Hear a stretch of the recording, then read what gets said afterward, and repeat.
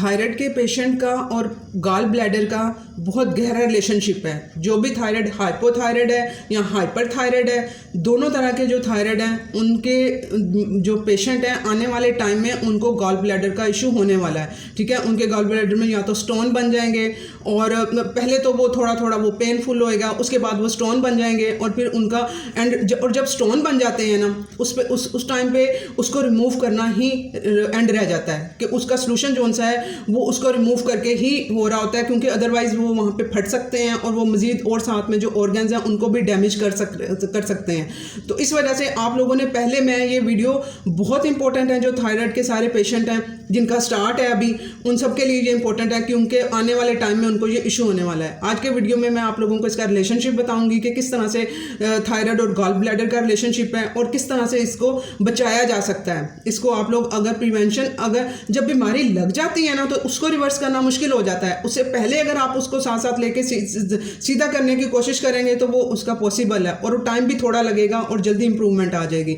तो आप लोगों ने अब जो T4 और T3, ठीक है, ये इनके थायराइड हार्मोन्स होते हैं जो इंपॉर्टेंट रोल प्ले कर रहे होते हैं। हमारे जो थायराइड ग्लैंड है वो थायराइड ग्लैंड हमारा T4 प्रोड्यूस करता है और T4 3 में कन्वर्ट होता है। T4 इनएक्टिव फॉर्म होती है, T3 एक्टिव फॉर्म होती है। ठीक है, अब एक्टिव फॉर्म जो सी है वो हमारी बॉडी में लीवर, हमारा जो जिगर होता है वो इसको एक्टिव फॉर्म में कन्वर्ट करता है। किसकी मौजूदगी में? सेलेनियम, आयरन, जो जिंक। ठीक है, सबसे इंपॉर्टेंट ये हमारे ये ट्रेस मिनरल्स होते हैं। ये मिनरल्स हैं सेलेनियम, आयरन, जिंक। ये ट्रेस मिनरल का मतलब होता है जो हमें बहुत कम मिकदार में चाहिए होते हैं। इनकी मौजूदगी होगी तो वो जो सा हमारा लिवर है वो इसके लिए इसको कन्वर्ट कर पाएगा T3 में, जो कि एक्टिव फॉर्म है। और एक्टिव फॉर्म T3 जो सी है ये पूरे जिस्म का मेटाबॉलिज्म कंट्रोल करेगी।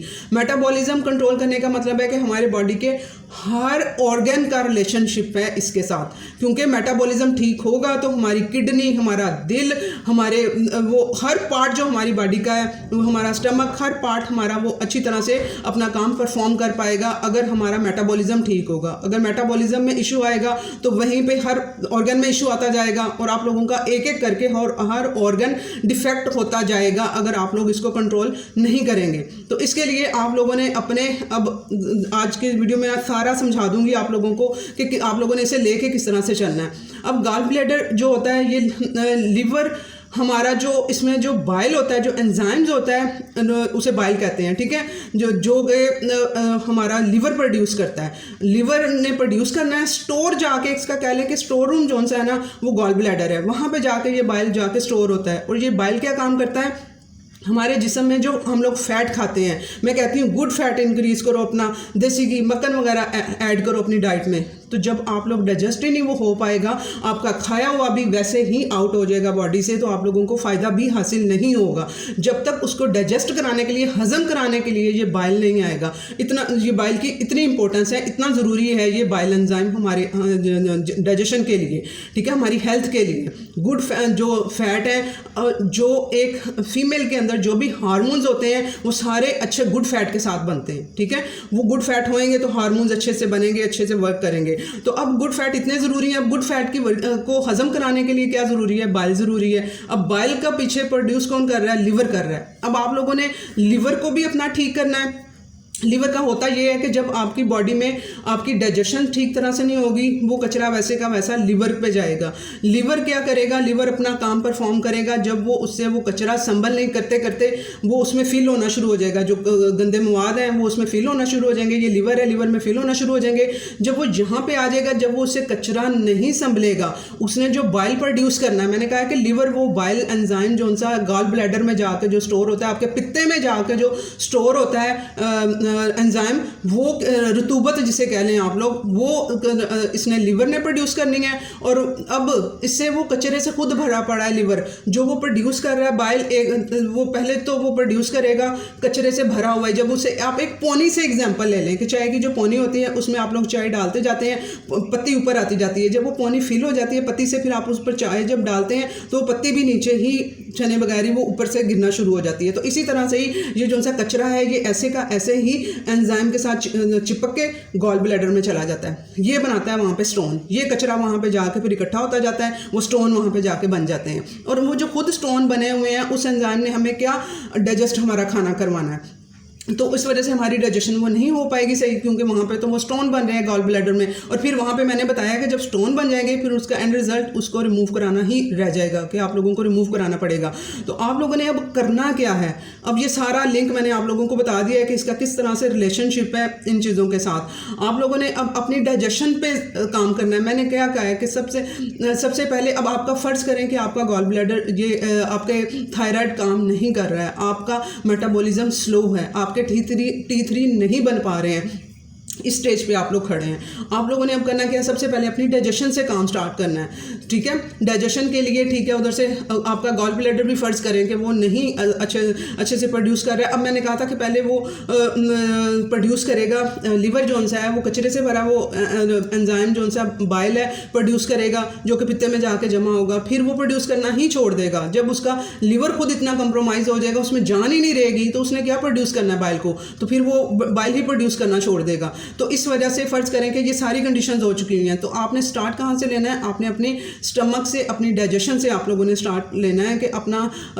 जो मैदे का काम है वहाँ पे चलो अच्छे तरीके से वो हो जाए, तो ताकि वो उसकी हाजमा आप लोगों का अच्छा हो पाएगा। तो चलो थोड़ा थोड़ा करके पीछे भी इम्पैक्ट ठीक होना स्टार्ट हो जाएगा। उसके लिए आप लोगों ने एप्पल साइडर विनीगर को ऐड करना है। अब मैदे में हाजमे के लिए क्या चाहिए होता है, वहाँ पे HCl जो हाइड्रोक्लोरिक एसिड चाहिए होता है, तेज़ाब चाहिए होता है, उसको छोटे पार्ट्स में कन्वर्ट करके हजम कराने के लिए, ठीक है। तो अब वहाँ पर अब आप लोगों का फ़र्ज़ करें वो भी नहीं बन रहा है, आप लोगों का मैदे का तेज़ाब भी कम है, वो आपको आइडिया हो जाएगा जब आप लोगों को डकार आएंगे खाना खाने से के बाद, आप लोगों को अफारा हो जाएगा, आप लोगों को लगेगा कि खाना हजम नहीं हो पा रहा है, तो इसका मतलब है मैदे में तेज़ाब नहीं है। तो उसके लिए आप लोगों को मैं एप्पल साइडर विनीगर आप लोगों ने यूज़ करना है, इंप्लीमेंट करना है अपनी लाइफ में। उसका कोई वो साइड इफ़ेक्ट नहीं है, नेचुरल चीज़ है, सेब से बनाया जाता है। आप लोग उस चीज़ को लेकर परेशान हो, तरीका उसे यूज़ करने का जो है ना वो सही होना चाहिए। आप लोगों को पता होना चाहिए किस टाइम पर यूज़ करना है और किस तरह से उसे यूज़ करना है, डायरेक्ट नहीं करना है, डाइल्यूट करके करना है। कितना डाइल्यूट करना है,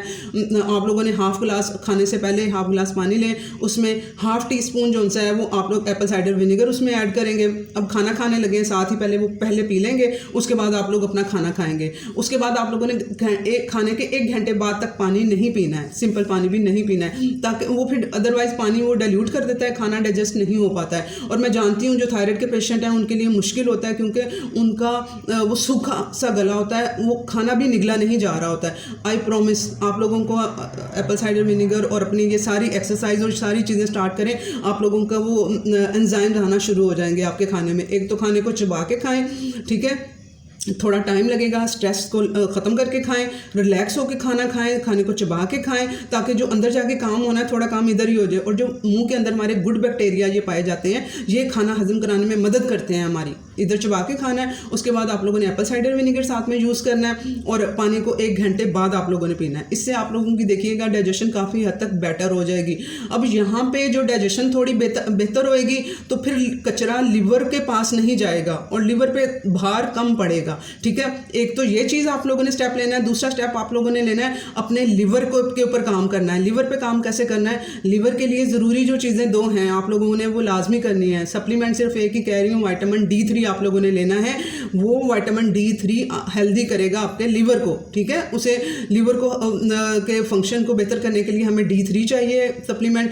आप लोग विटामिन D3 डोज का मेरा वीडियो है वो कंप्लीट सुनने, आपको आइडिया हो जाएगा उसमें सारा कैसे खाना है, क्या प्रोटोकॉल है, सारे वो पूरे होएंगे तो जिस्म में जज़ब होएगा। विटामिन D लोग ले रहे होते हैं, साथ में सारे प्रोटोकॉल पूरे नहीं हैं तो वो लग भी नहीं रहा है, खा रहे हैं वैसे का वैसा बॉडी से निकल रहा है, वो एब्जॉर्ब नहीं हो पाता है। वो पूरा अंडरस्टैंड करके खाना है। उसके बाद आप लोगों ने लिवर पे एक काम अपना विटामिन D3 से करना है, दूसरा काम अंडों से करना है। 2 अंडे, कम से कम 2 अंडे, अगर देसी अंडे हैं तो 2 काफ़ी हैं, अगर दूसरे अंडे हैं तो 3 से कर सकते हैं। लेकिन आपकी भी डाइजेशन के भी इशू हैं, आप लोग 2 से स्टार्ट करें, क्योंकि डाइजेस्ट करना भी थोड़ा अंडे को मुश्किल हो रहा होता है, क्योंकि आपका वो डाइजेशन ठीक तरह से काम नहीं है, मेटाबॉलिज्म ठीक नहीं है। तो आई अंडरस्टैंड कि आप लोगों के लिए उसे इसी वजह से आप लोग कहते हैं कि हमें, और ऊपर से आप लोगों ने अपनी बॉडीज़ की हुई हैं एसिडिक, उसकी वजह से भी जो सा है वो खाने के बाद जो आप कह रहे होते हैं ना जलन हो रही है और इस तरह से हो रहा है, वो आपका जो ब्लड है वो एसिडिक हुआ पड़ा है, ठीक है। उसे अल्कलाइन में वाटर, लेमन वाटर वाला वीडियो चेक कर लें, आप लोगों ने लेमन वाटर यूज़ करना है, उससे आपका ब्लड अल्कलाइन होगा, आपको आसानी पैदा होगी अंडे हजम करने में। उसके बाद आप लोगों ने अंडों को 2 अंडे आप लोगों ने डेली अपनी रूटीन में लेके आने हैं, इससे आप लोगों को वो थोड़ा सेलेनियम भी मिल जाएगा और वो सारे जो इंपॉर्टेंट न्यूट्रिएंट लिवर के लिए हैं, लिवर को काम कराने के लिए ज़रूरी है, इसमें पाए जा रहे हैं, और जो उसका कचरा साफ़ करने के लिए, ठीक है, वो आप लोगों ने आपको अंडों से मिलेंगे। आपने ये 2 काम लिवर के लिए करने हैं। स्टमक के लिए आप लोगों को जो बताया वो करना है, लिवर के लिए आप लोगों ने अंडे और विटामिन D3 करना है, ठीक है। अब यहाँ पे जब सिस्टम ठीक होगा, जिनका अभी गॉल ब्लैडर ठीक है उनको तो वो हेल्प मिल जाएगी जब उनका लिवर ठीक होकर अच्छा से काम करना। और आप लोग इंटरमिटेंट फास्टिंग, तीसरे नंबर पे इंटरमिटेंट फास्टिंग को आप लोग इंप्लीमेंट करेंगे। इंटरमिटेंट फास्टिंग का मतलब है कि रात के खाने से सुबह के नाश्ते के दरमियान आप लोगों ने कुछ नहीं खाना, रज के खाना, अपना नाश्ता रात का खाना खा लें, उसके बाद आधा घंटा वॉक करनी है आप लोगों ने वो खाना, ताकि आप लोगों को लगे, आप लोगों को एनर्जी भी आप लोगों को मिले जो आप लोगों ने खाया है। तो वो आप लोगों ने उसके दरमियान एक बादाम का टुकड़ा तक भी नहीं आप लोगों ने लेना, बस जब खा लिया स्टॉप लगा लिया। 12 घंटे से स्टार्ट करें और 13-14 घंटों तक आहिस्ता आहिस्ता आइएगा, लेकिन मैं फ़ौरन नहीं कह रही हूँ कि आप लोग 15 घंटे की स्टार्ट कर दें, आप लोग 12 घंटे से स्टार्ट करें। इस दौरान आप लोगों ने सिर्फ मॉर्निंग ड्रिंक आप लोगों ने पीना है।